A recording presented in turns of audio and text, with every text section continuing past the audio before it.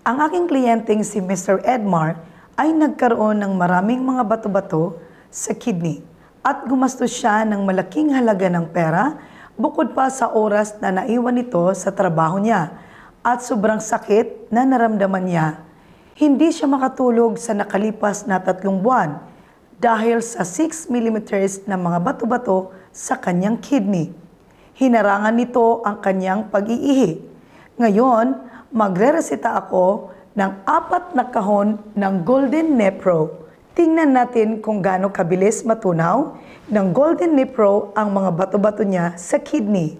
32 days na simula nung huli kong nakita si Mr. Edmar. Ngayon, nandito na siya.